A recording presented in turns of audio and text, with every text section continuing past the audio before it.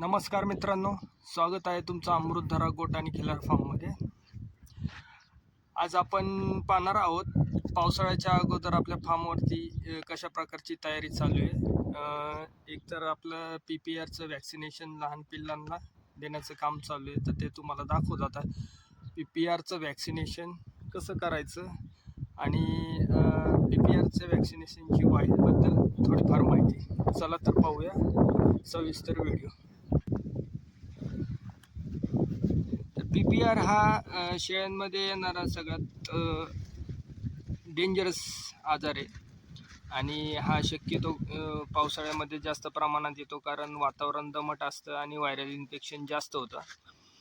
तर आणि हा जो PPR हा जो आजार आहे हा शक्यतो शेळ्यांच्या श्वसन मार्गाशी संबंधित असतो, निमोनियाचाच प्रकार आहे। तर ही आज तुम्हाला जी दाखवतोय व्हिडिओमध्ये ही वाईल 100 ml ची वाईल आहे आणि रक्षा कंपनीची आहे बघा, रक्षा कंपनीची रक्षा PPR अशा 2 वाईल मिळतात। यामध्ये डायल्यूट सोल्युशन असतं 100 ml आणि त्याच्यासोबत हे पावडर फॉर्ममध्ये,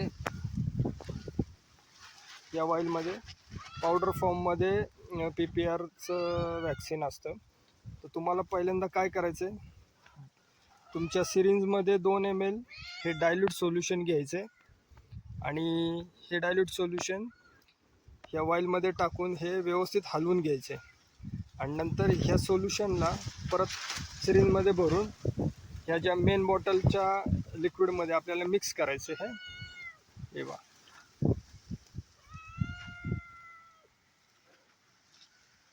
ह्या बॉटलमध्ये मिक्स केल्यानंतर तुम्हाला हे हलवून घ्यायचे आणि हे जेव्हा तुम्ही सोल्युशन तयार कराल याच्या 1 ते 2 तासापर्यंतच हे लसीकरण व्हॅलिड राहतं, म्हणून हे 1-2 तासामध्ये आपल्याला करणं गरजेचं आहे। त्यानंतर याच्या आतमध्ये जे बॅक्टेरिया असतात ते त्यांचा असर दाखवत नाहीत। चला तर आता आपण आपल्या लहान पिल्लांना जी 3-3, 4-4 महिन्याची पिल्लं झालेत त्यांना आपल्याला पावसाळ्यापूर्वीचं PPRचं वॅक्सिनेशन करायचं।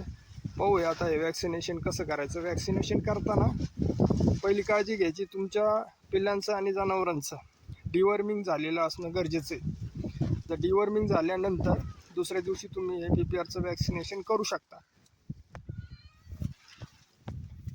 आणि लहान पिल्लांना, शेळ्यांना, मेंढ्यांना हे 1 ml दिलं जातं चमडी खाली, मसलमध्ये नाही, चमडी खाली दिलं जातं, सबक्युटेनस हे। तर पाहूया आपण कशा प्रकारे द्यायचं। बघा मित्रांनो, 1 ml सिरिंज भरून घेतले आपण। आता ह्या बकराला आपण देऊन दाखवू। हे बघा, मानेमध्ये इथं चमडी खाली द्यायचं आपल्याला, अशी चमडी उचलायची आणि इथं टोचून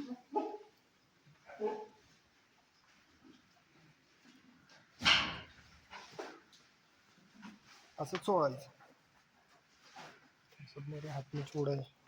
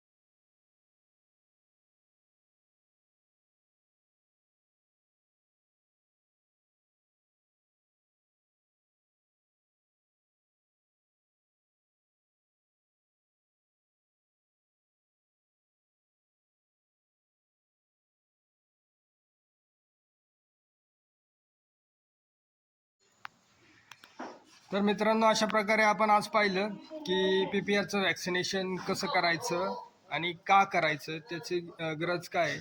PPR हा शेळ्यांच्या श्वसनमार्गाशी रिलेटेड जे आजार असतात, शक्यतो न्यूमोनियासारखे जे आजार आहे त्यांच्यावरती चांगल्या प्रकारे काम करतो.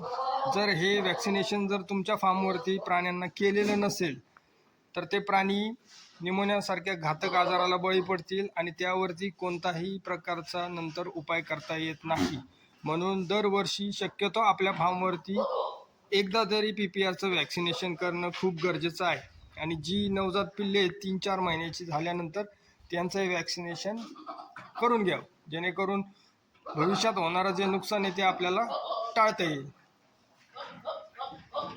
तर आजचा व्हिडिओ कसा वाटला, आवडला असेल तर लाईक करा, सबस्क्राईब करा आणि पुढे कोणत्या विषयांवरती तुम्हाला व्हिडिओ पाहिजेत कमेंटमध्ये प्लीज सांगा.